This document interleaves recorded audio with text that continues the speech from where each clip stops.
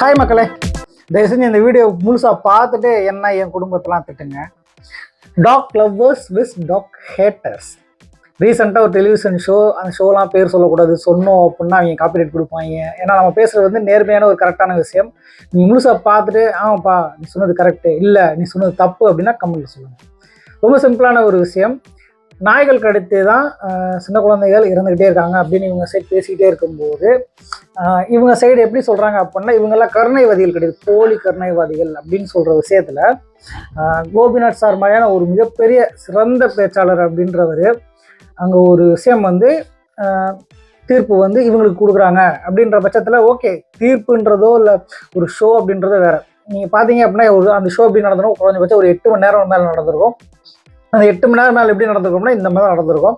என்னென்னா இந்த பக்கம் ஒரு அணி, இந்த பக்கம் ஒரு அணி, இந்த கேட்டுக்கு 2 பக்கம் இருக்கிற நாய்கள் வந்து எப்படி குறைச்சிக்கிட்டு இருக்கோம் அப்படி தான் நடந்திருக்கும். கடைசியாக முடியும் போது அந்த கேட்டை திறந்ததுக்கப்புறம் என்ன நடந்திருக்கும் அப்படின்னா அவங்க வந்து கை கொடுத்து நல்லா பேசுனீங்க, சூப்பராக பேசுனீங்க அப்படின்ட்டு கோபிநாத் சாரோட ஃபோட்டோ எடுத்து கிளம்பி போயிருப்பாங்க. இதுதான் நடந்துடும். ஆனால் இந்த சோஷியல் மீடியா அதை எப்படி கட்டமைக்குது அப்படின்னா இந்த பக்கம் வந்து யாருக்கு தீர்ப்பு வந்துச்சோ ஸோ அவங்கெல்லாம் ஜெயித்த மாதிரியும், யாருக்கு தீர்ப்பு வரலையோ அவங்கெல்லாம் தோற்ற மாதிரியும், கிட்டத்தட்ட அவங்கெல்லாம் மனுஷங்களே கிடையாதுன்ற மாதிரியும். என்னோட கேள்வி என்னன்னா, பச்சை குழந்தைங்க நாய்கள் கடித்து தான் இறந்து போகிறதா சொல்கிறாங்க. உண்மையாக சொல்கிறீங்க அப்படின்னா அங்கே அந்த நாய்கள் கடித்து மட்டும்தான் குழந்தைகள் இறக்குதா அப்படின்னா சென்செக்ஸ் நீங்கள் எடுத்து பாருங்கள். ஒவ்வொரு நாளும் ஒவ்வொரு இடத்துலையும் எவ்வளவோ வெறி நாய்கள் போல மனிதர்களால் ஈவி இறக்கம் இல்லாமல் பாலியல் கொடுமைக்கு ஆளாகிற குழந்தைகள் எத்தனை, சாக்கடையில் கருவோடு போட்டு போன குழந்தைகள் எத்தனை. என்ன சொல்லுவோம் அப்படின்னா ரீசெண்டாக 2-3 நியூஸ் பார்க்கும்போது ஸ்பீக்கர் விழுந்து இறந்து போன குழந்தை திருவிழாவில். இது எல்லாமே பேரண்டிங் கீழே தான் வருது. ஏன்னா நம்மளோட அஜாக்கிரதை வந்து ரொம்பவே என்ன சொல்லுவார், விவேக் சார் வந்து பேசியிருப்பார். நடிகர் விவேக் வந்து அவரோட பையனை இழந்தபோது பேசின ஒரு விஷயம், பெற்றோர்களோட பொறுப்பு வந்து ரொம்ப முக்கியமான ஒன்று. அதில் அது குழந்தை வளர்ப்புன்றது ரொம்ப ரொம்ப முக்கியமான ஒன்று. நான் குழந்தைய பெற்றுட்டேன் அது வளர்ந்துரும் அப்படின்னு நினச்சி விட்டீங்க அப்படின்னா ரொம்பவே தப்பான விஷயம். அந்த குழந்தையோட ஒவ்வொரு ஸ்டேஜ்லேயும் பக்கத்துலேருந்து பார்த்துக்க வேண்டியது நீங்கள் தான் அப்படின்னு சொல்லியிருப்பாரு. அதையே அவங்க அப்படி மறந்தாங்கன்னு தெரில. ஒரே ஒரு ஷார்ட்ஸ் பார்த்தேன், பட் அதை இங்கே ஹைலைட் பண்ணோம். என்னென்னா இங்கிட்ட இருக்கவர் பேசும்போது அழுதுகிட்டே பேசும்போது அந்த ஒரு நாய் குறுக்க வந்துருச்சு. ஸோ நான் அதை மேலே ஏற்றக்கூடாது, டைவடிக்கும் போது என் ஆட்டோ கவுந்து என் குழந்தை வந்து இறந்து போச்சுன்னு சொல்லும்போது இந்த பக்கம் ஒருத்தவங்க சொல்கிறாங்க அந்த இடத்துல நாய் வரகுதெல்லாம் குழந்தை வந்துருந்தா அப்படின்னு பேசும்போது கோபிநாத் வந்து கண்டெம் பண்ணுறாருல. Hats off. எஸ், ஏன்னா நம்மகிட்ட பாயிண்ட்ஸ் இருக்குது அப்படின்றதுக்காக முட்டாள்தனமாக பேசக்கூடாது. பட் அந்த இடத்துல என்ன நடந்திருக்கணும் அப்படின்னா அந்த மனுஷன்ட்ட எல்லோரும் மன்னிப்பு கேட்டிருக்கணும். ஏன்னா அவரோட குழந்தைக்காக அவர் வந்து உட்காந்து பேசுகிறாரு. அவரை மாதிரி வேற எந்த குழந்தைக்கும் நடந்துடக்கூடாது அப்படின்றதுக்காக பேசுகிறாரு. அந்த இடத்துல உதாரணங்கள் தேவையா அப்படின்னா தேவையே கிடையாது. நியாயப்படி பார்த்தா அவருக்கு அங்கேயே அவர்கிட்ட மன்னிப்பு கேட்டு அடுத்தது போயிருக்கணும். இன்னொன்று, திருநாய்களுக்கு சாப்பாடு வைக்கிறவங்கெல்லாம் போலி கருணைவாதிகள் அப்படின்லாம் சொல்கிறாங்க. எஸ், அதெல்லாம் எனக்கு ஷேர் பண்ணியிருந்தாங்க. ஏன்னா நான்லாம் பிஸ்கட் போட்டு ஓப்பனாக உண்மையாக சொல்லணும் அப்படின்னா நானுமே ஒரு 10 வருஷம் முன்னாடி இங்கே வரும்போது ஒரு 300-350 மீட்டர் நடக்கணும் அப்படின்னா திருநாய்கள் குலைக்கும்.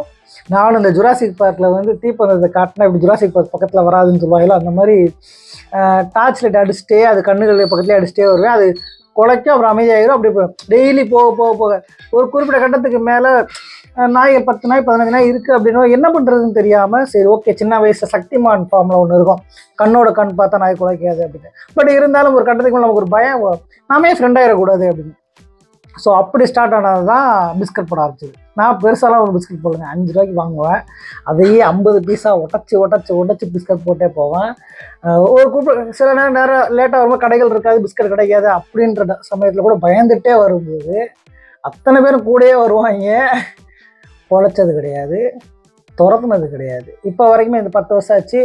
எங்கள் தெருவில் சுற்றோட்ட பக்கத்து தெருவில் கூட தெருநாய்கள் யாரையும் துரத்துனதா எந்த ஒரு இது கடிச்சதுன்றது 2வது, துரத்துனதா கூட எந்த இதுலேயுமே கேள்விப்பட்டதில்லை. அப்படி இருக்க போது எல்லா தெருக்கள்லையுமே சாத்தியமா அப்படின்னா சாத்தியம் இல்லை தான். ஆனால் எல்லா தெருக்கள்லையுமே அவங்க சாப்பாடு போகும்போது அந்த ஒரு விஷயத்தை என்ஷூர் பண்ணியே ஆகணும். அந்த நாய் எப்படிப்பட்ட நாய் அப்படின்றது.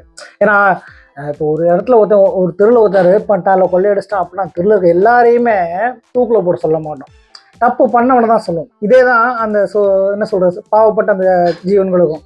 இப்போ அந்த பாவப்பட்ட ஜீவன் வந்து வாலாட்டுது, சாப்பிடுது, பழைய சோறு போட்டாலும் சாப்பிடுது அப்படின்னா, சாப்பிட்டுட்டு போயிடுது அப்படின்னா அதையே நம்ம ஒழிக்கணும். அதை ஒரு கருத்தடை பண்ணுறீங்க, அந்த கவர்மெண்ட் ரூல்ஸ் படி ஒரு இல்லத்தில் விடுறீங்க, அதுக்கான ஒரு பாதுகாப்பை உருவாக்குறீங்கன்னா ஹட்ஸ் ஆஃப்.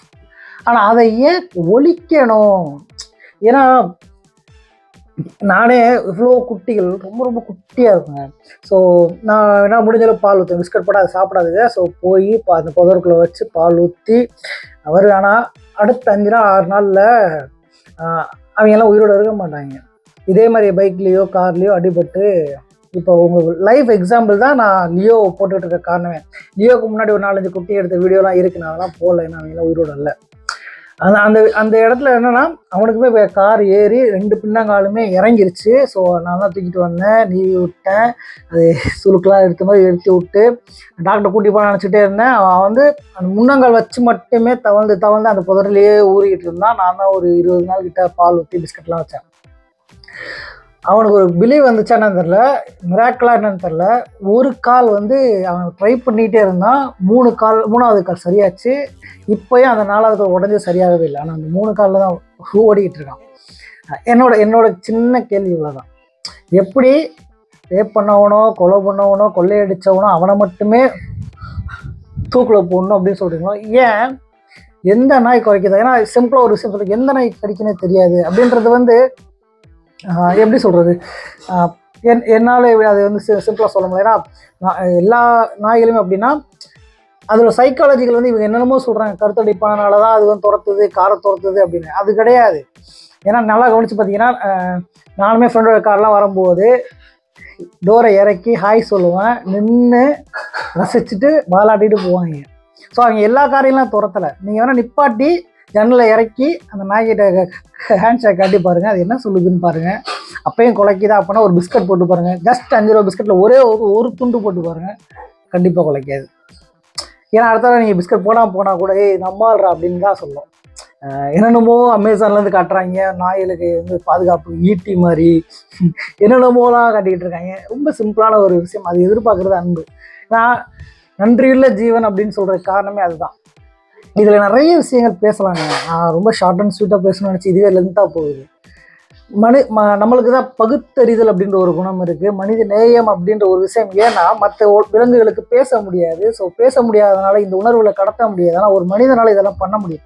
இதெல்லாம் பண்ண முடியும் அப்படின்ற பட்சத்தில் ரொம்ப சிம்பிளாக 2 சைடு ஒரு 2 டீம் உட்கார வச்சு ஒரு டிஆர்பியை ஏற்றி அது மூலமாக மக்கள்கிட்ட வந்து எதிர்வினையை விதைக்கிறதுன்றது வந்து இன்றைக்கி இப்போ ரீசெண்டாக ஒரு நியூஸ் கூட பார்த்தோம்ல, இத்தனை நாய்கள் வந்து செத்து போயிருக்கு, ஏன்னு விசாரிச்சுக்கிட்டு இருக்காங்க அப்படின்னு. யோசிச்சு பாருங்கள், அந்த இடத்துல நாம் இருந்திருந்தா. இந்த உலகத்தில் எல்லா உயிர்களுமே வாழ்வதற்கு தகுதியானது. அதை நாம் என்னைக்கு உணர்றோமோ அன்னைக்கு நாம் ரொம்ப நல்லா இருப்போம். ஏன்னா நம்ம காலகட்டத்தில் அப்பா அம்மாக்கெல்லாம் ஸ்ட்ரெஸ், ப்ரெஷர் அப்படின்ற வார்த்தைகள் யூஸ் பண்ணதே கிடையாது. இன்னும் சொல்லப்போனால் நிறைய விஷயங்கள் இருக்குது. ஆனால் இந்த காலத்தில் ரொம்ப சிம்பிளாக நம்மகிட்ட மைக் இருக்குது, நம்மகிட்ட பேசுகிறதுக்கு சோஷியல் மீடியா இருக்குது அப்படின்றக்கா நம்ம என்னென்னமோ பேசுகிறோம். நம்ம மனசில் இருக்க மனித நேயம் அப்படின்ற ஒரு விஷயத்தை, ஏன்னா மனசு இங்கே இல்லை, இப்போல்லாம் எல்லாம் இங்கே இருக்குது. ஸோ எல்லாத்துக்கும் பின்னாடி ஒரு வியூஸ், லைக்ஸ், டாலர்ஸ் அப்படின்னு போக ஆரம்பிச்சிருச்சு. ஸோ இப்போ டிஆர்பியில் எது பீக்கில் இருக்குது, ஒழுங்கினமாக வீடியோ போட்டால் ரீச் ஆகும், ஒழுங்கினமாக பேசினா ரீச் ஆகும். ஓகே, டாக் லவ்வர்ஸை போக கட்டிச்சு கொதர்னா சரி வரும். ஸோ நல்லா கவனித்து பார்த்தீங்கன்னா இங்கே மனிதநேயத்தை பற்றி பேசும்போது ஒரு 10 லைக் தான் வரும். ஆனால் அதுவே ஆப்போசிட் உட்காந்து நம்ம நல்லா கெத்த ஒரு காரில் உட்காந்துக்கிட்டு இப்போ ரொம்ப ஒரு இதாக பேசும்போது அது வந்து 1000 லைக், 5000 லைக்கு, 5 லட்சம் கூட போகும். ஏன்னா இங்கே தேவை ஒரு நெகட்டிவிட்டி மைண்ட் செட்டில் நீங்கள் வெளியே வந்து யோசித்து பார்த்தீங்க அப்படின்னா உங்களுக்கு தெரியும் எது உண்மை எது பொய்ன்னு.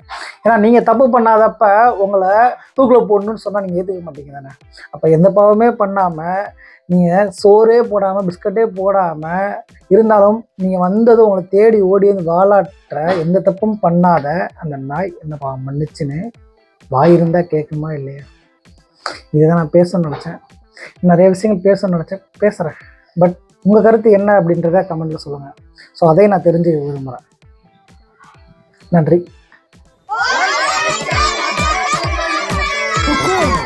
टाइगर का हुक्म।